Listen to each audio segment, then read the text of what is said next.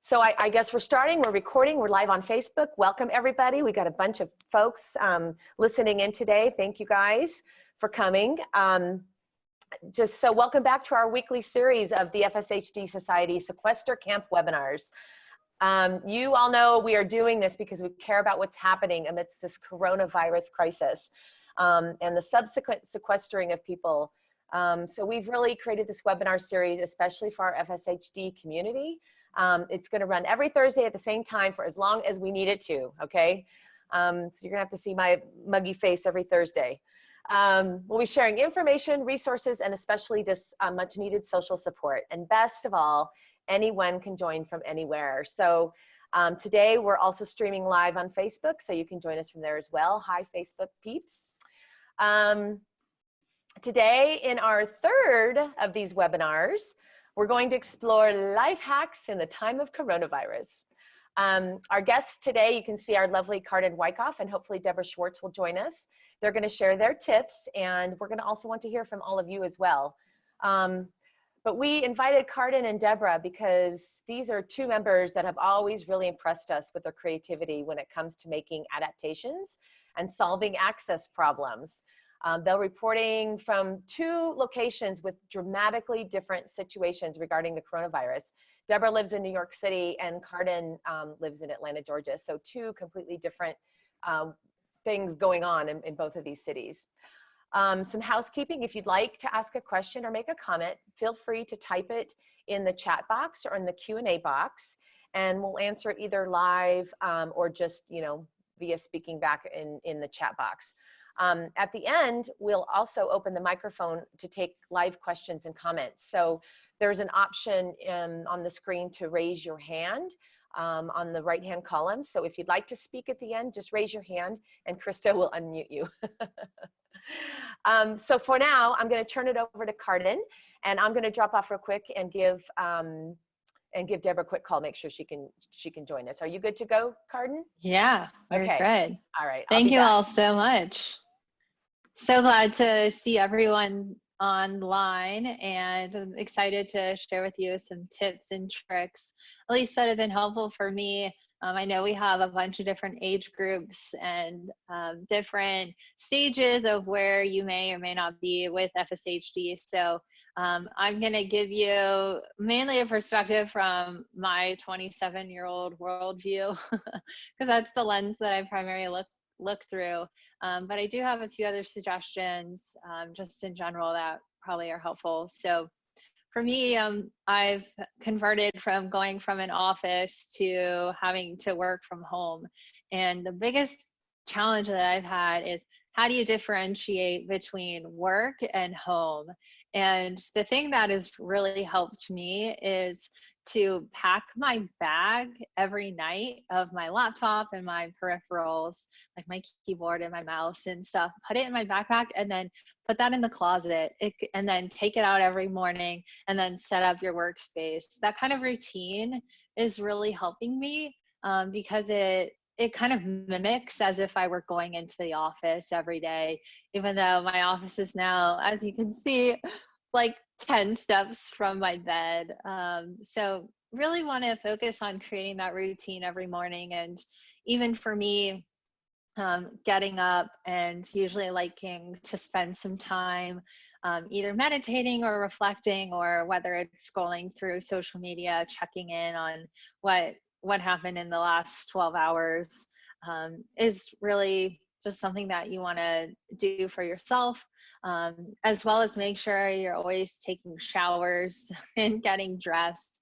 I feel like doing those things that you would normally do as if you were going into the office, or if you were going and going outside of your house every day, that you still continue to do those things. The other thing is, during this time, your mind can be going a million different directions, and whether it's there's a lot of emotions that go around this, whether it's fear, whether it's just feeling isolated, or whether you don't know when your next paycheck is going to come. There's a lot of emotions, good and bad, that are coming with this. So it is really important to make sure that your mental health is still kept top of mind. So my company offers these daily meditative sessions that are live. So we have someone come online and do them. But I encourage you, if you can, if you have the Calm app or the Headspace app, or there's tons of free videos on YouTube for meditating. It's really important, and it's really helped me to just continue to keep that good headspace and keep that positive mindset. Other tips and tricks. So let's talk about getting food, and how do you access going to the grocery store and keeping that distance, but also making sure that you're not going to get potentially get sick. So for me, my mom lives, my mom and dad, they live 30 minutes away. So they are making food for me and sending it down. So, which is really, really helpful for me. That means I don't have to go into the grocery store. But if anyone has friends, family members, even neighbors that you have access to, certainly reach out for help, to ask them to either go to the grocery store and get a few things for you if you feel unsafe of going to the grocery store. I know several grocery stores offer a buffer time where, you know, the individuals who are higher risk or senior citizens, they're allowed to go into the grocery store during non-peak hours or an hour before the grocery store opens. It just kind of depends on what your grocery store is doing. But I recommend taking advantage of those. There's so many other delivery services out there that if you want, you can pay for. There's Instacart, there's Blue Apron, there's oh geez, there's just some other like route. It's called like Zoom Route or something. All these other delivery services that you can tap into as well if you need to get food. As far as like sanitation goes, and how do you keep yourself protected when you do go out and about? If you a lot of people go back and forth between should I be wearing a mask or should I not be wearing a mask. I volunteered in the hospital for 4 years. I was always told you should only wear a mask if you're trained to know how to use it properly. But given this time, if you are going to go outside and you feel more comfortable wearing a mask, you can do so. Just make sure that you're not touching your hands or face or anything.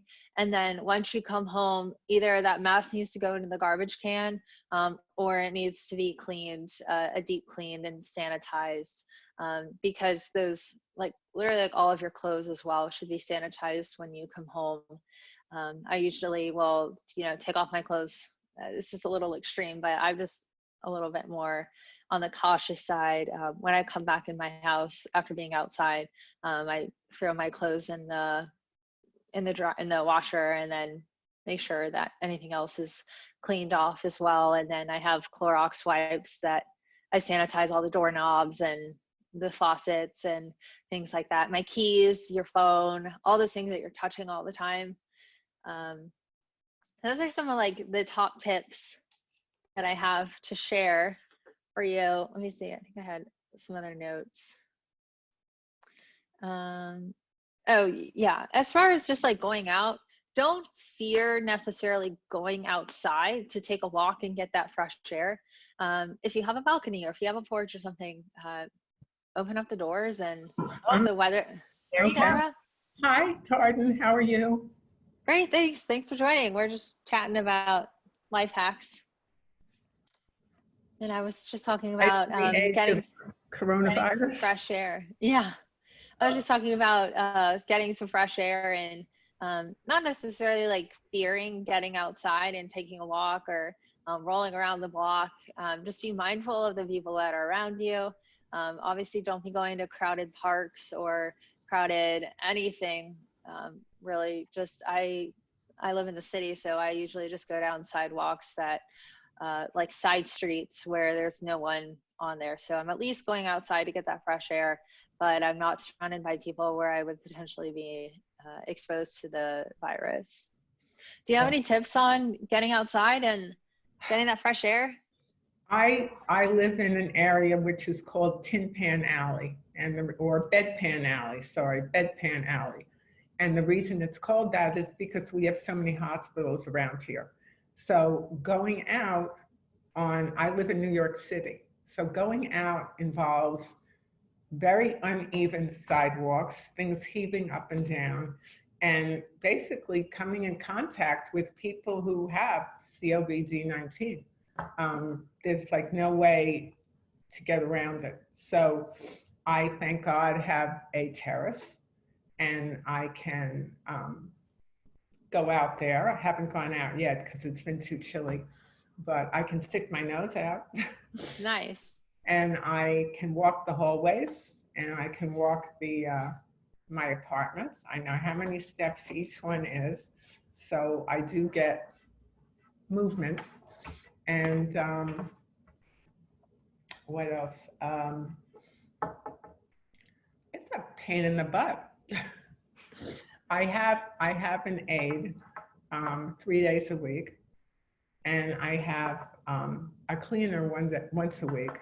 So my cleaner does the grocery shopping and she does the laundry, and my aide takes care of me, showering and dressing and all that stuff.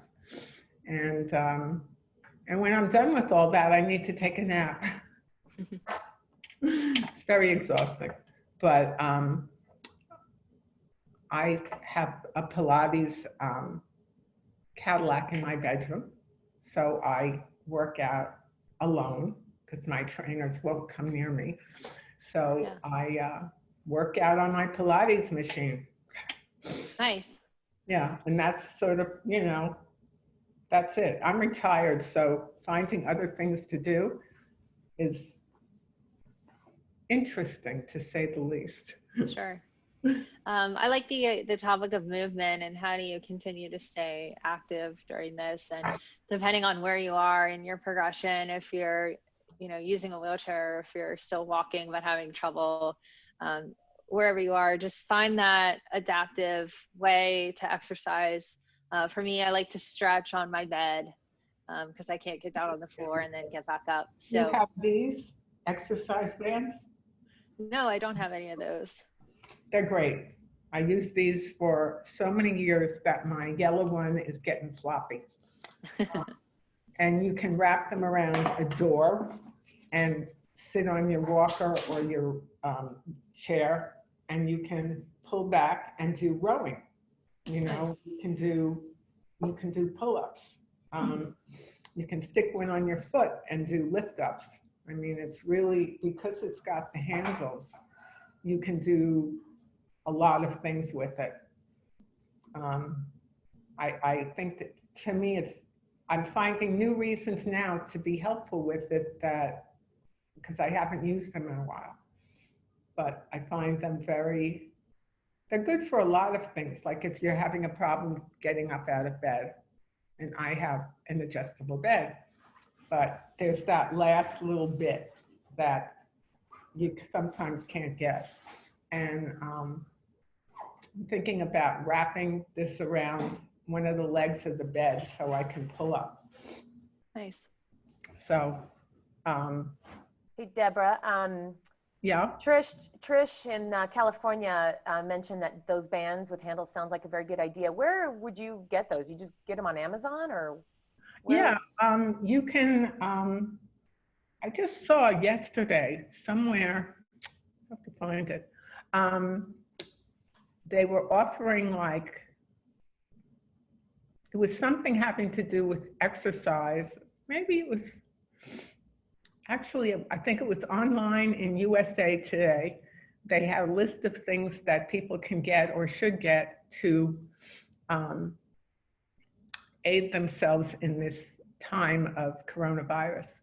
And they did mention these cords, and they're like 3, 4, because there's different grades. There's a yellow, there's a green, there's a red, there's a purple.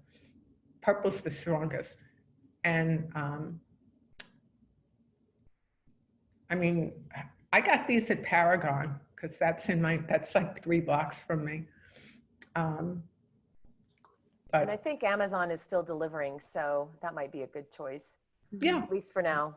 Thank Yeah, you. or just go online and look for, their exercise bands. They're not TheraBands, but they are something akin to that. Great, thank you. But they're great.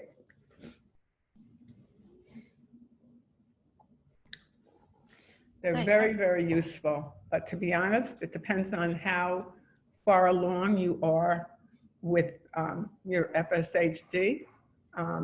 At one point, I was able to do green, red, and purple. And now I can only do yellow and red. So it depends on how strong you are, how up you can go in the strength of the cord.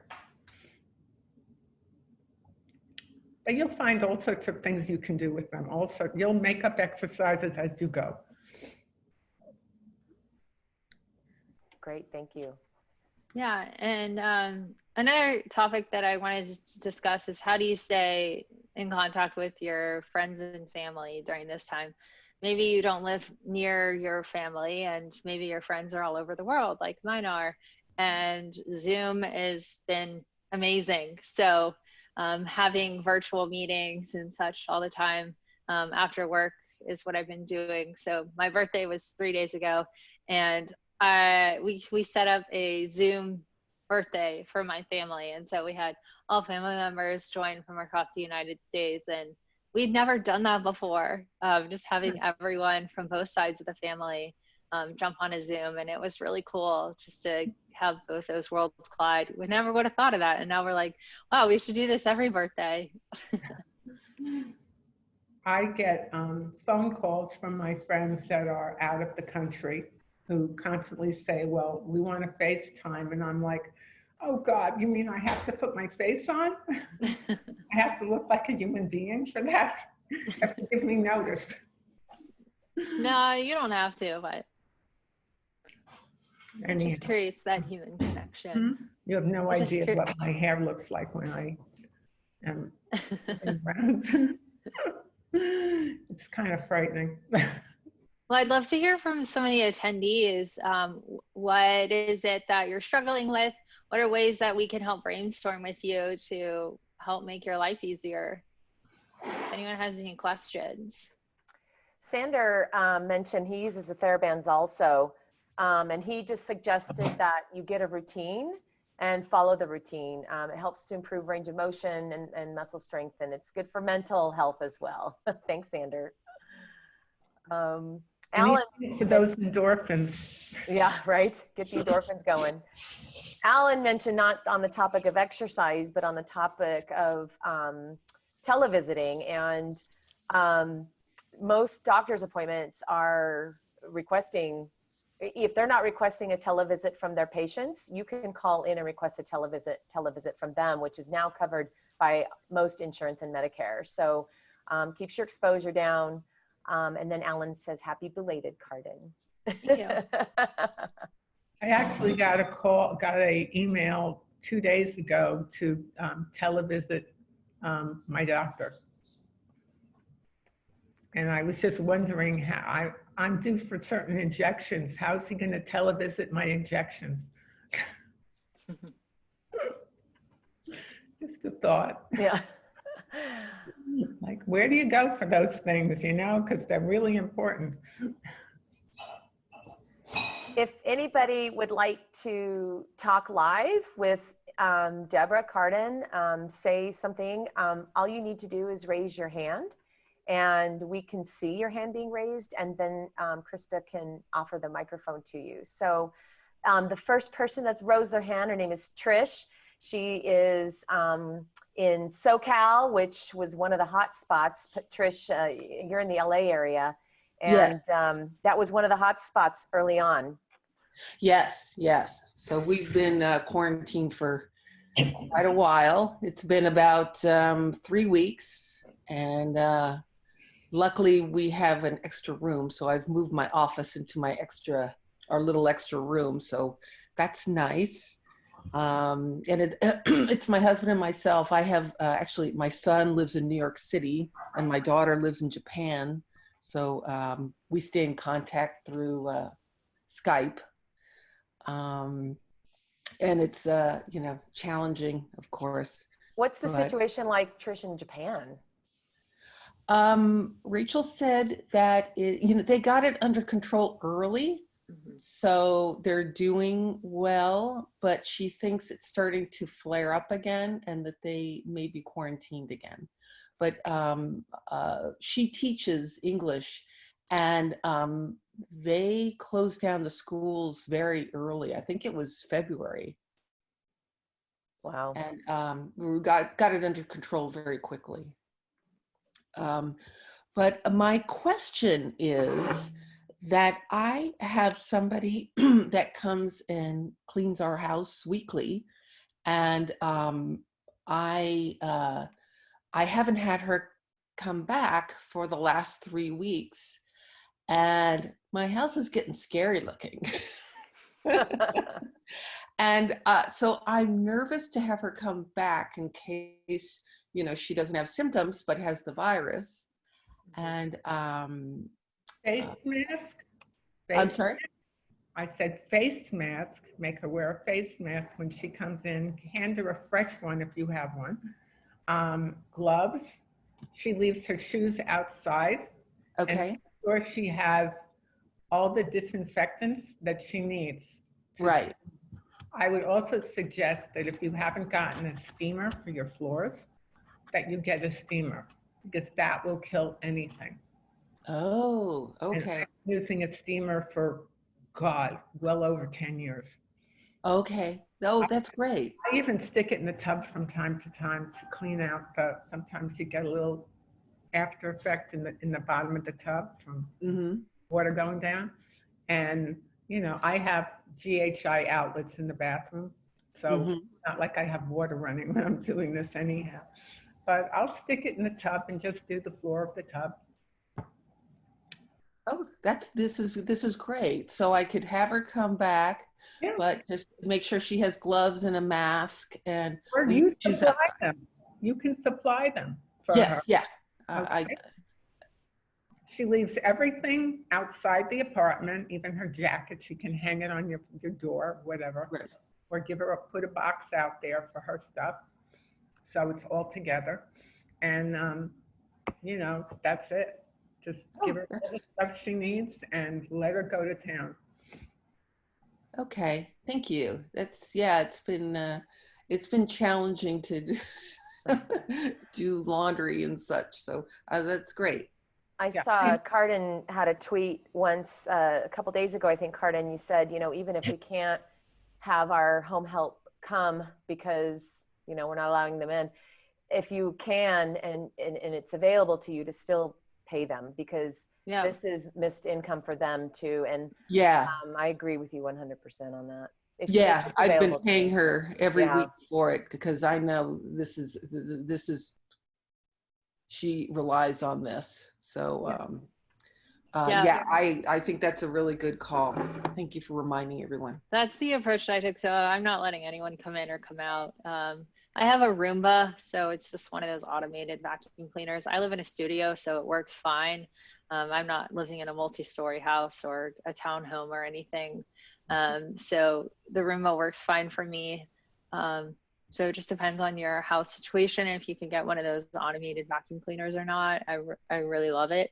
I have front loader washers and dryers, so it's easy for me to just. That's a necessity.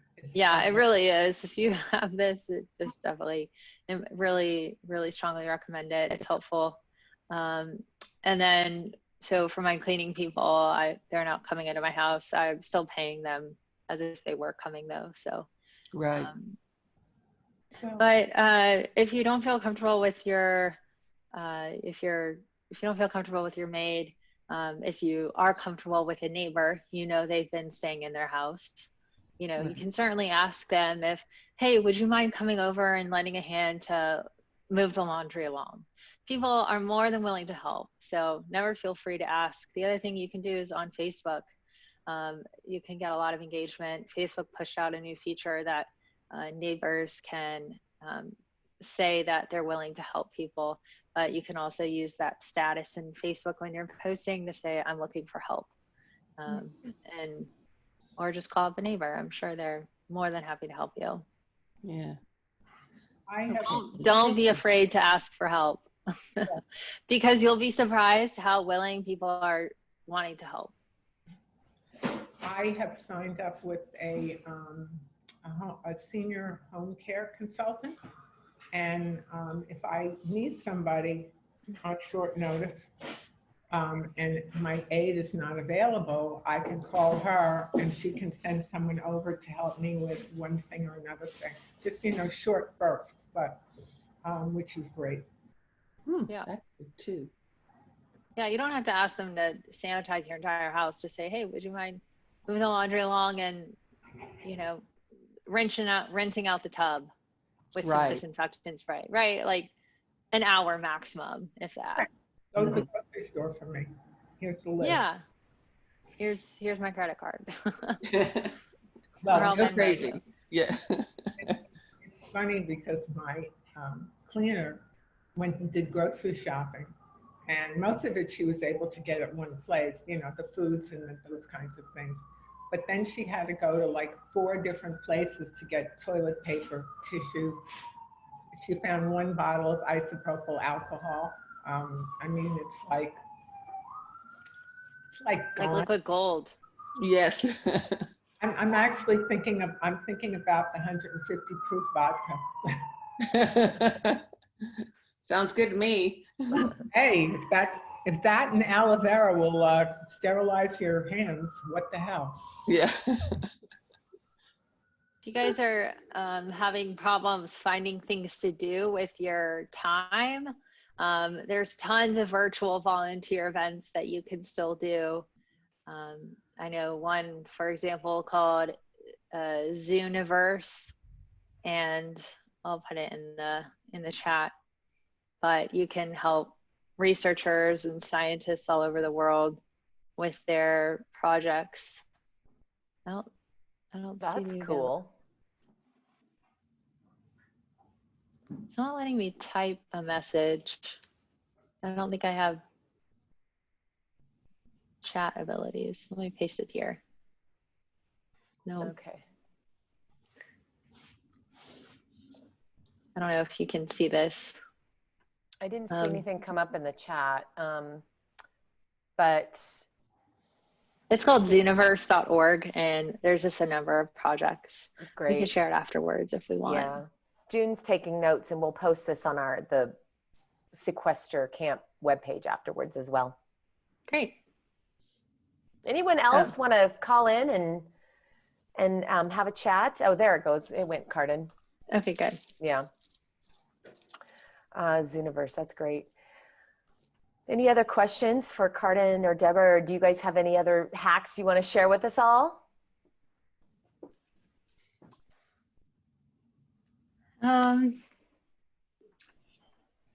I think we covered a lot of it. Yeah.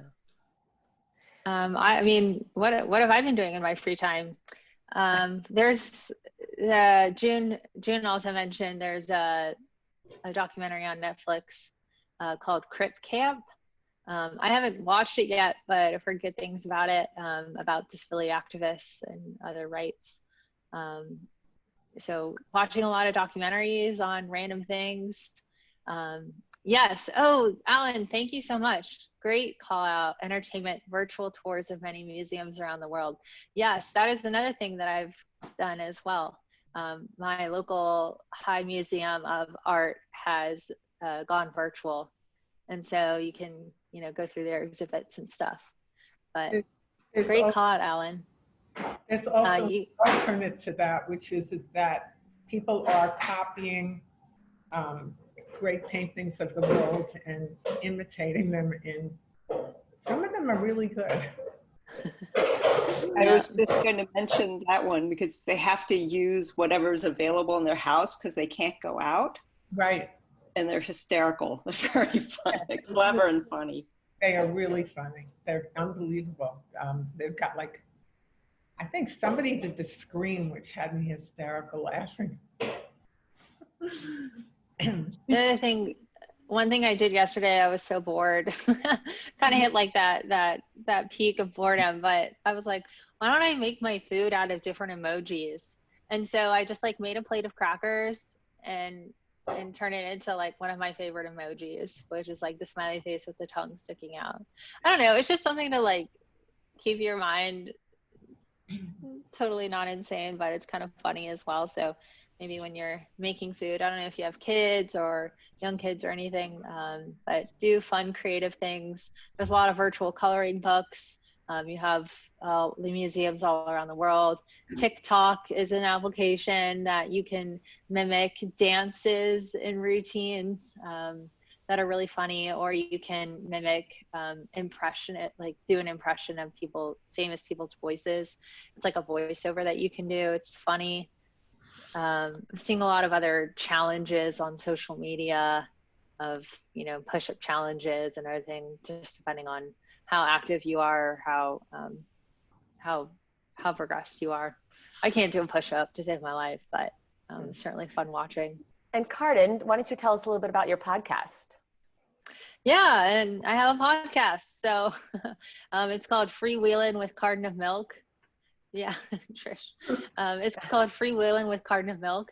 And I interview guests with different disabilities and highlight their story, and just to build that community and create that sense of belonging, so we can break down barriers for people with disabilities.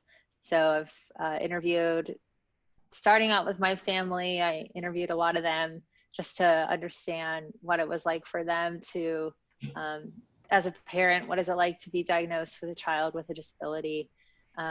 It's interesting, both my dad and my mom have totally different viewpoints. My dad was in denial for a long time, and my mom was like the activist behind the scenes type of person. And I've also interviewed other friends, one with OCD, depression, anxiety, and eating disorders, the other with a spinal cord injury. And so I interview people weekly and push them out. You can access Freewheelin' with Carden of Milk on all podcast apps. So Spotify, Apple, TuneIn, Stitcher. It's pretty much anywhere. Yeah, it's also on my website, cardenofmilk.com. Awesome. Can you stand? I don't stand anymore now. Because I was going to suggest what's called planking, which is a vertical push-up. Yes, I've seen those as well. That's a good idea. Yeah, and I think you could probably figure out a way to do it from your chair. It's the pushing action that moves your stomach and helps build your core. Right. So yeah, that's really smart. It's worth a try to figure it out. Totally. All right. Well, great. I don't see any other questions or comments or anybody raising their hand at this point. I had a few things I could mention. Please. Yes, please. Sorry, I always have something to say. So Carden had mentioned this kind of citizen science type of thing, and there's another one that I came across which is very on point. There's a COVID-19 study going on. They want to recruit as many people as possible, whether you've been diagnosed or not, whether you think you have it but haven't been tested. They're just trying to collect data on a massive scale to quickly try to understand, the scope of this pandemic and how people are affected. So there is, I think the Genetic Alliance is involved with that. If you go to their website, there might be a link. I think there is a link, I think COVID-19, or beat19.org. Anyway, I'll find those and post them on the Sequester camp page. But that's a way for everyone to get involved in something that's really important right now. I have a question to throw out there, which really has to do with what your location is. If you live in New York City or Washington, D.C. or Shanksville, Pennsylvania, are you having some PTSD stuff from 9/11? Mm, Ooh, interesting. interesting question. Yeah. Because, you know, we were in lockdown. I mean, my area was plastered with pictures, and the first resource center was on 25th Street and Park Avenue, sorry, and Lexington. And I just have this crazy, like, I don't know, shiver going up and down my, it's like I have goose pimples.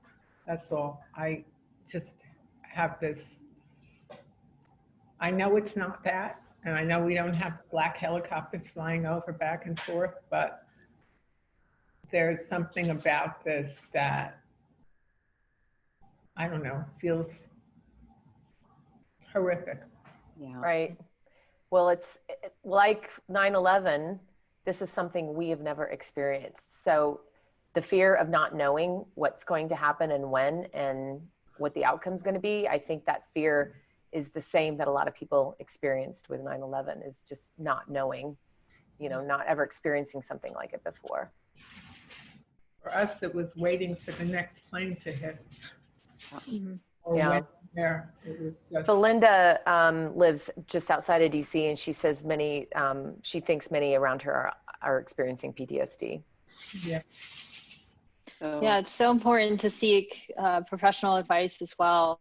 And also using, if you want to start with doing some meditation, deep dive into, you know, those thoughts and those triggers. There's so much telemedicine available now, where you can get therapy sessions on your phone, on your computer. So I highly recommend making sure that you're staying mentally positive and just Opening my terrace door and screaming isn't good enough. that's one outlet.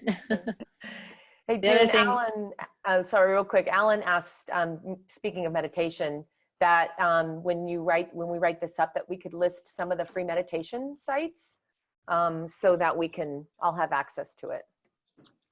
yeah.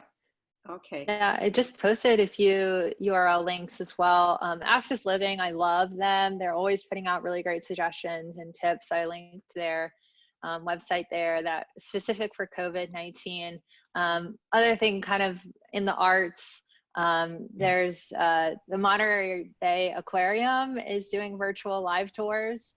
It's so cute to see the penguins and the belugas interact with each other.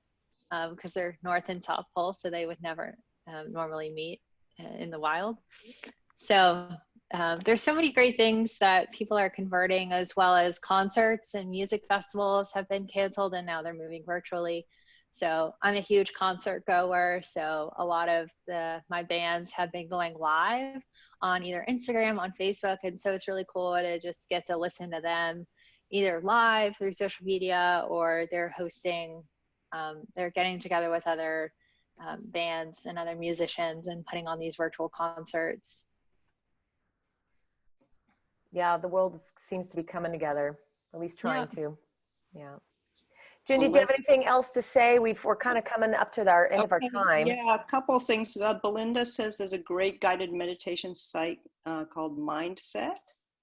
And then the New York City mindfulness meditation group or whatever, Jen Egert from our own community helped set up a daily mindfulness session on Facebook. I posted their page yesterday, I think, and if you go and follow them at noon every day, they have a free session right on Facebook Live.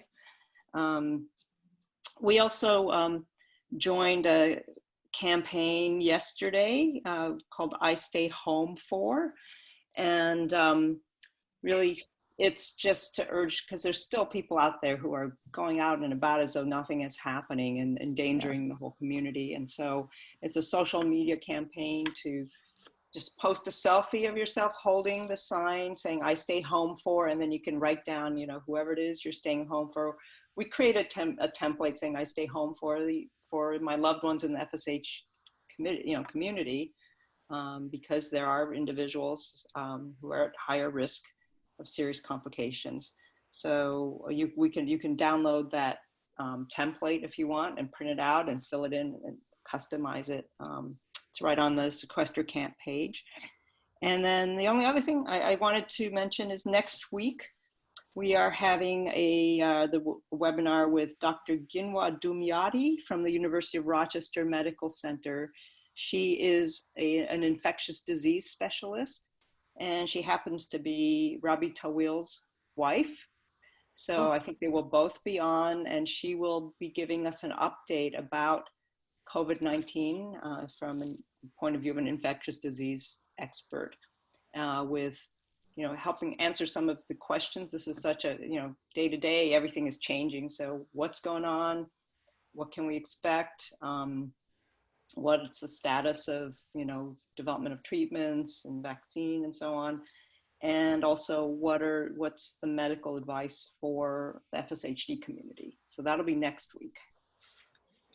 Awesome. It's time to finish purging. Yeah, we can do that as well. This is going to be like my fourth purge.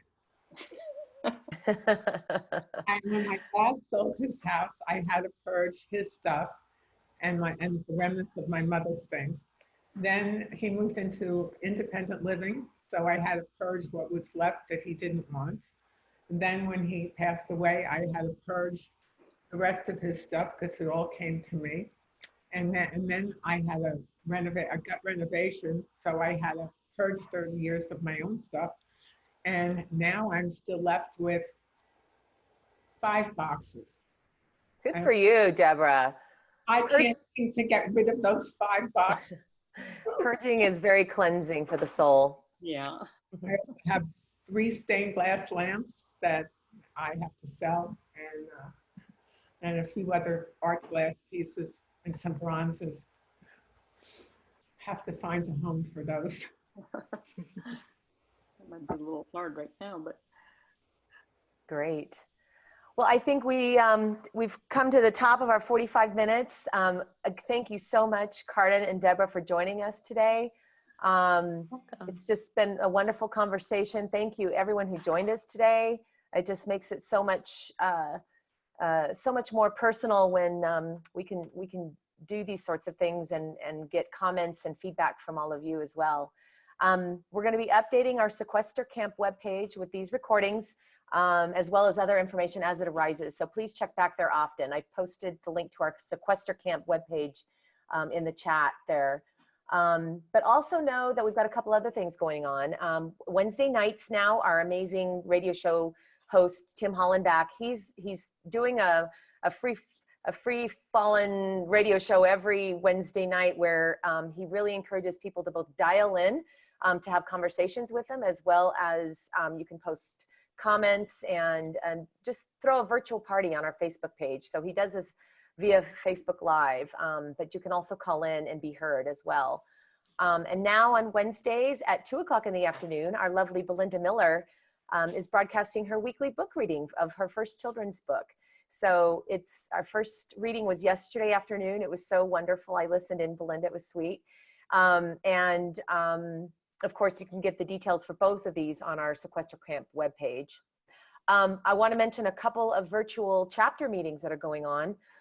Tonight, Kathy Senecal in Connecticut is going to be hosting a virtual chapter meeting at 7. She's got a special guest speaker who's a therapist who's going to talk all about teletherapy. So I think that's going to be an important conversation. And then tomorrow afternoon, Jack Gerblick in Atlanta is hosting his virtual chapter meeting. And he's got a very special guest speaker, Dr. Nick Johnson from Virginia Commonwealth University, VCU. And he's going to be speaking about clinical trials. His clinic is one of ours in the Clinical Trial Research Network site. So anyone even remotely close to VCU should listen in and see how to participate in upcoming clinical trials. June will also be posting on Facebook Fulcrum's they gave us an update today on where they stand with the continuing on of the Redux 4 clinical trials. So you may want to check our Facebook page when, I don't know, June, if you've gotten that posted already. It's up already. Yeah. Great, thank you. And then June mentioned what the topic was for next week's topic for this. And so like we said, we're just going to keep doing this. If you've got ideas for topics that you'd like to hear, or if there's something that you're special at, or you have a cool knack, we'd like to hear about it. We'd like to feature you on this program. So I hope that we see everyone here again next week, and please take care, everyone, and please stay healthy, okay? Stay inside. Bye, everyone. Stay vertical and mobile. Stay vertical and mobile. Take care, everybody. Thank you again for coming. Bye. Bye-bye. Bye.